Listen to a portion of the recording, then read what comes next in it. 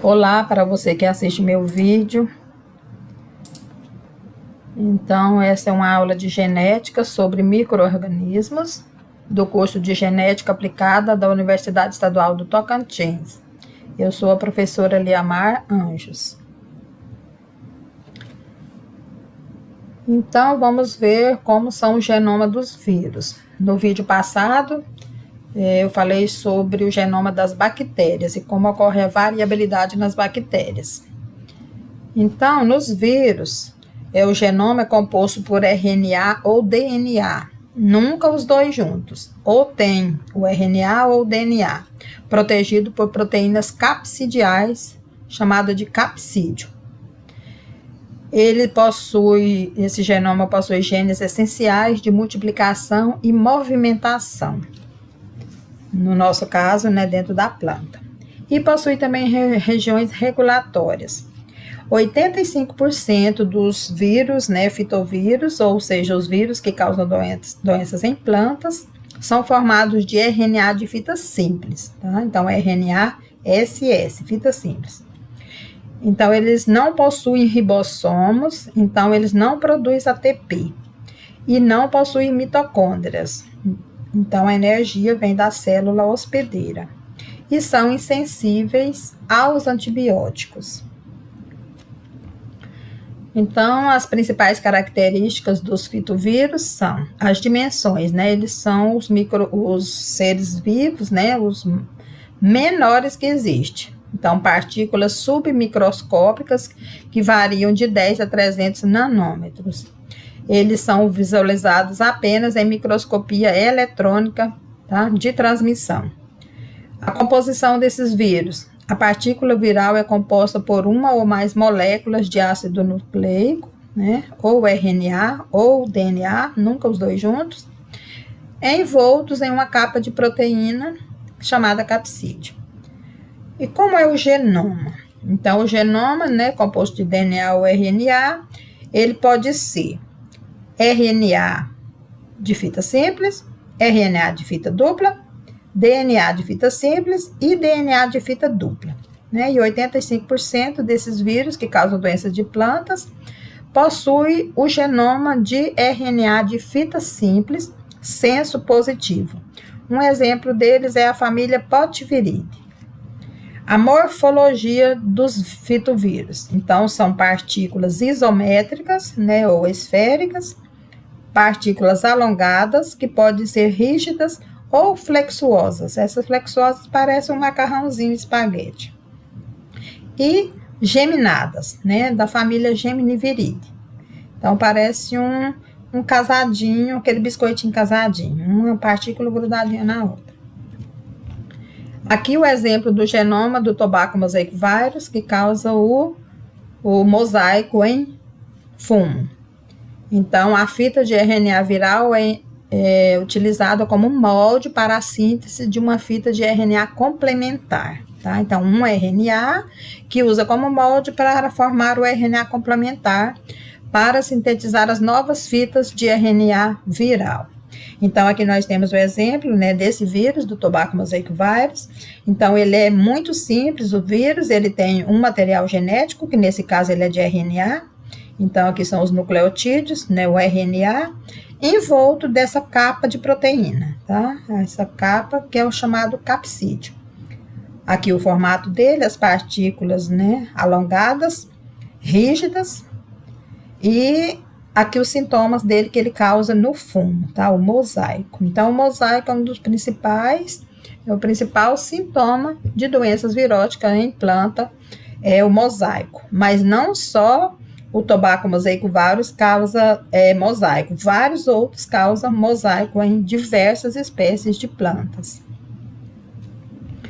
Aqui novamente, então, a partícula, o ácido nucleico, que nesse caso é RNA, a capa de proteína, cada uma cápsula dessa é chamada de capsômero. Então, existem muitos capsômeros e o conjunto dessas quantidade de capsômeros, de proteínas, vão formar o capsídio, tá? Então, elas juntas chamam os capsídio.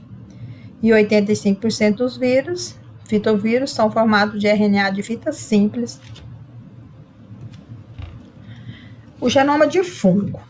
Então, o fungo possui um talo eucariótico, que é uma membrana nuclear que envolve o material genético da célula. Então, a maioria dos fungos, né, possui genoma pequeno, com cerca de 7 a 40 cromossomos por núcleo, tá? Dependendo do gênero. A reprodução desses fungos pode ser por meiose ou por mitose. Então, a meiose é onde vai ocorrer a reprodução sexuada e a mitose é a reprodução assexuada, né? E das condições ambientais. Então, o que isso quer dizer? Alguns fungos, né, possuem as duas fases. Nós encontramos na natureza as duas, a fase sexuada e a fase assexuada. Mas a fase que causa as epidemias são a fase de reprodução assexuada, tá? Assexuada, onde ocorre, ela é realizada por mitoses sucessivas e vai causar as epidemias. Então, se as condições ambientais estiverem desfavoráveis para o patógeno, ele vai reproduzir de forma sexuada para garantir a sobrevivência da espécie, tá? Então, em condições adversas. Então, as principais estruturas, eu coloquei aqui como exemplo, né, do ascomiceto, que é do reino Fungi. Então, ele produz a reprodução assexuada, essa aqui de cima é a reprodução sexuada, aqui embaixo assexuada. Então, ele vai formar ascomiceto, vai formar asco, tá? E dentro do asco vai ter 8 ascósporos, tá? E ele é formado dentro da estrutura fechada, tá? Então, tem esse formato de cleistotécio, tá vendo? As estruturas fechadas lá dentro, um asco com 8 ascósporos dentro. Peritécio, no formato, né, de peritécio, tipo a garrafinha, apotécio, e ascos abertos também, aberto, mas dentro do asco. Então, os ascósporos é formado dentro de uma estrutura fechada. E esse aqui é a fase assexuada. Então, os conídeos formados em piquinídeo, mas de forma aberta, eles não são produzidos dentro de um asco, tá? Então, todos aqui embaixo são produzidos de forma livre. Então, conídeos em acérvulo, nesse aqui é o caso de coletótrico. Aqui outro exemplo, então essas estruturas são os conídeos, tá? Conídeos, aqui os conidióforos, que produzem os conídeos. Então, forma assexuada. Conídeos em esporodóquio, conídeos também, então existem eles, tá? Conídeos de várias formas, de vários formatos, de cores, eles podem ser escuros ou podem ser hialinos, né, e transparentes. Aqui os clamidósporos, que são estruturas de resistência, tá? Ele já formou uma estrutura de resistência. Isso aqui é só o exemplo do ascomiceto, que existem vários tipos de fungos, de outros filos e de outros reinos também. Aqui um exemplo da doença do oídio, que ele possui as duas fases, sexuada e assexuada. Então, ele pertence ao reino Fungi, divisão ascomicota, família Erisiphácea, gênero Erisife. Então, é a fase sexuada, tá? Então, é a estrutura fechada, tá? Fechadinha, aqui ele ainda, né, novo, aqui ele já está maduro, e ele vai formar dentro a estruturinha, né, o asco com os ascósporos dentro. E esses aqui embaixo, a fase assexuada. Então, a fase assexuada é chamada de oídium. A doença chama oídio. A fase assexuada é os conídeos, aí o gênero dele muda para oídium, tá? Então, aqui, ó, ele é estrutura aberta, que ele vai formado aqui é o sintoma na folha, em cucurbitáceas. Fica todo esbranquiçado, vai reduzir a fotossíntese. E eles são, né, gerados, são multiplicados.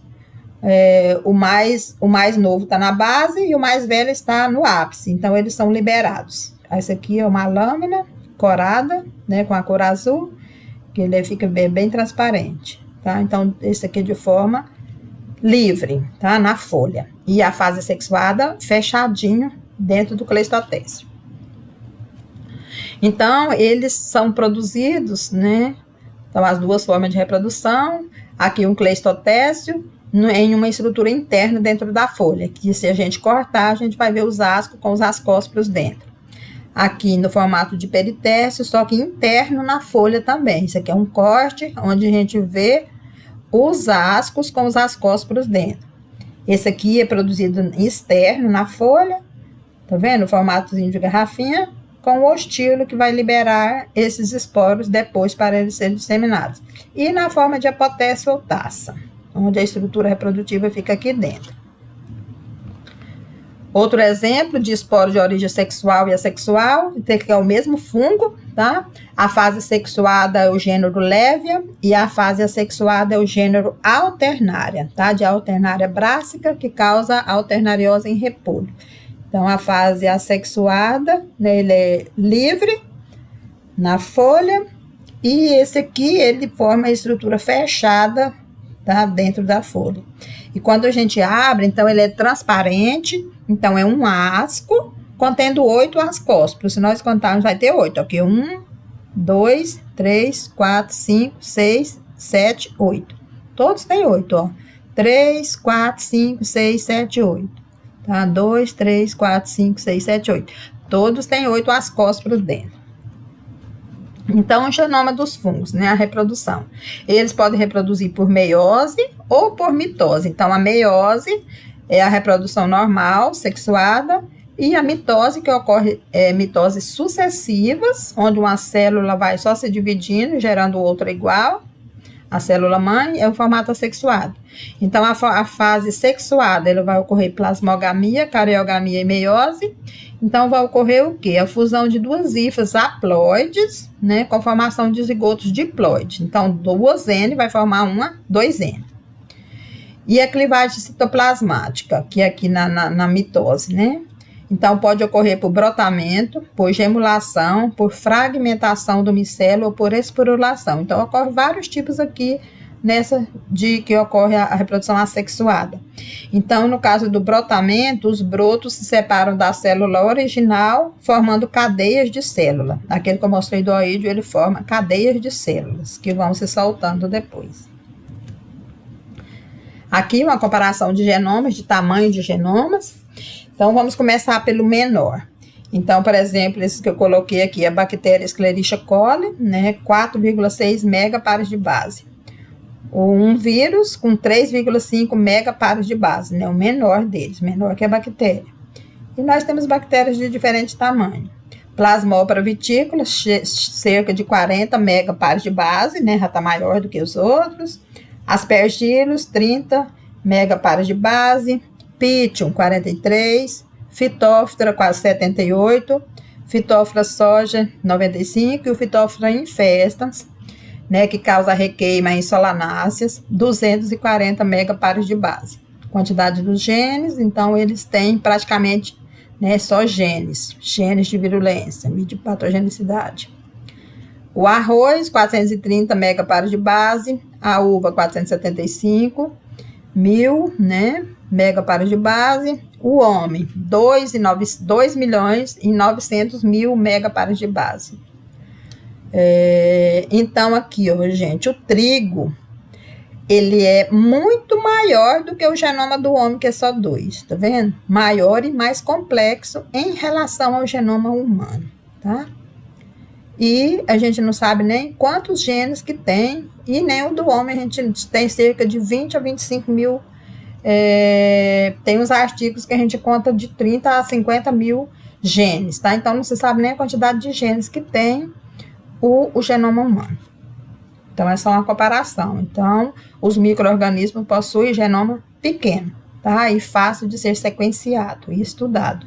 E o genoma pode ser sequenciado, genoma total ou partes do genoma. Partes do genoma a gente já consegue fazer, né, desenhar vários tipos de marcadores para estudo do patógeno, ok? E também para fazer o mapeamento de QTLs, que é o bloco de características quantitativas. Por exemplo, para trabalhar com resistência a doenças. Genoma dos nematóides. Então, eles são ovíparos, com 4 estádios larvais, do J1 até o J4, e um adulto. E eles sofrem 4 equidízies. Tipo de reprodução, por anfimixia, né, que é a reprodução cruzada, e a partenogênese, onde não ocorre fertilização dos ovos. Então, as fêmeas não precisam dos machos. Então, ocorre por hermafroditismo, partenogênese meiótica ou mitótica, sem a fertilização dos ovos.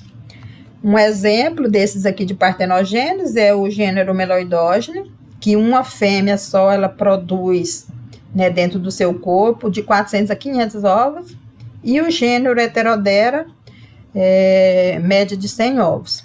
Os dois atacam causa doença na soja, por exemplo. Tá? O Meloidogene, mais de 2.000 espécies de plantas. O Heterodera é da soja. E esses dois gêneros, eles possuem dimorfismo sexual. Ou seja, os machos são, né, vermiforme e possuem hábito migratório, então eles são fininhos, magrinhos. E as fêmeas possuem o corpo dilatado e sedentário, porque elas vão, né, gerar essa quantidade de ovos aqui, que serão exteriorizados no solo depois. Então, aqui, Meloidogene incógnito, então o genoma. A importância disso que eu quero mostrar para vocês é o genoma. Então, a maioria possui, né, um genoma triploide, de 40 a 46 cromossomos. Então, não se tem né, diferentes números de cromossomos, eles podem encontrar. Então, triploides, reproduzem por partenogênese mitótica, né, por mitoses, possui alta variabilidade genética, então eles possuem também, formam raças fisiológicas, que atacam uma espécie de plantas e outras espécies não. Então aqui o exemplo, né, o ovo, que então ele sofre a primeira que diz ainda dentro do ovo e ele já possui um estilete, então com esse estilete ele vai penetrar na planta, tá? Com o estilete bem afiadinho e bem forte, ele penetra na planta, ele insere o estilete, ele vai inserir enzimas e toxinas, que aí ele vai conseguir, vai facilitar a sua penetração. Aí ele se transforma dentro da planta em feminino ou masculino, aí que ele vai formar a fase sexual, a fase, né, se ele vai ser masculino ou feminino, e vai formar o sítio de alimentação, no caso das fêmeas. Então, elas vão ficar lá na planta a vida toda no mesmo lugar. Aqui, quem penetra na planta é o juvenil J2, tá? Sempre o J2. Depois, na planta, que ele vai se diferenciar em macho e fêmea. Então, eles dentro da planta, ó, dentro. Então, eles são endoparasitas sedentários. Aqui, uma fêmea que está dentro da raiz. E aqui são os ovos delas, a massa de ovos que estão exteriorizados em uma matriz gelatinosa que vai para o solo, tá? Aqui eles já estão, né, crescendo, são as fêmeas, aqui o macho, que ele vai abandonar a raiz depois. Então, ele vai formar a galha, então é o corpo da fêmea, ó, que fica bem grande, porque está cheio de ovos, de 400 a 500 ovos. Vai formar a galha pelo corpo da fêmea, que está, né, sofreu o dimorfismo sexual, ou seja, ficou obesa. E aqui os sintomas, né, nas raízes, galhas, né, que são as fêmeas aqui, o corpo das fêmeas. Heterodera glicinus, nematóide do cisto, então ela vai formar o cisto, ela pode ficar para fora, ela pode ficar dentro e pode ficar fora, tá? Então aqui o corpo dela, a fêmea viva, aqui ela nas folhas, ó, a quantidade, ou na raiz, e aqui eu ampliei para cá e coloquei aqui, que é a fêmea. E aqui o macho, então o macho é fininho, pequenininho, o formatozinho vermiforme. E aqui um ovo e um juvenil J2, tá? Em microscopia eletrônica. Então, o que é importante aqui, esse slide aqui. Então, no exemplo, né, da variabilidade genética desses nematóides. No caso do Meloidogene, ó, só o gênero Meloidogene, aqui, ó, né, outros subespécie, espécie, Meloidogene incógnita, que é o gênero espécie. E só o incógnita possui, né, o genoma 2N, que vai de 32 até 36 cromossomos, né? A reprodução por partenogênese mitótica obrigatória, então, por mitoses, né? E ele também pode ser triploide, diploide ou triploide, que vai de 40 a 46 cromossomos, tá? Triploide, diploide. Então, ó, ele pode ser haploide, diploide, triploide e tetraploide, no caso do Meloidogene apla, tá? E pode ter diferentes, né, quantidade de cromossomos. O hapla, ele pode ter aqui de 3, 17, 49, 48, que é mitótica obrigatória, e esse outro aqui, 4N, pode ser tetraploide, de 28 a 34 cromossomos, né? Partenogênese meiótica. Então, pode ser mitótica ou meiótica. Então, esse é o principal slide, tá? Para vocês verem, né? Só no gênero Meloidogene, a diversidade de tipos de genoma que tem, tá? Então, partenogênese mitótica obrigatória. Então, ocorre a divisão dos ócitos, né? E a partenogênese mitótica facultativa. Ocorre a partenogênese na meiose. Então, as raças fisiológicas. Então, o meloidógeno forma raças fisiológicas. Então, eles, para saberem as raças, eles vão, né, plantar essas hospedeiras aqui, essas diferenciadoras. Então, no algodão, fumo, pimentão, melancia, amendoim, tomate. Então, o meloidógeno incógnita vai formar 4 raças, tá? O meloidógeno arenária forma 2 e o meloidógeno javânica forma 3 raças. Então, aqui, novamente, a foto, meloidógeno incógnita, que causa o cisto. Então, o cisto é o quê? É o próprio corpo da fêmea, tá? Aqui ela é uma fêmea novinha, aqui ainda viva, aqui quando ela está bem melanizada, ela já está morta. Mas os ovos estão viáveis, que eles são liberados no solo, que depois, nas condições ambientais favoráveis, né, com umidade e temperatura, eles vão germinar, sair e vão infectar novas raízes, tá? E o que acontece aqui? Eu achei importante isso aqui. Em condições de alto índice populacional, o nematóide Heterodera glycinis, quando associado ao excesso de calagem, causa perda de até 100%. Então, se tiver excesso de calagem, né, na soja, vai ter problema com o nematóide Heterodera glycinis. Aquele nas folhas, na raiz.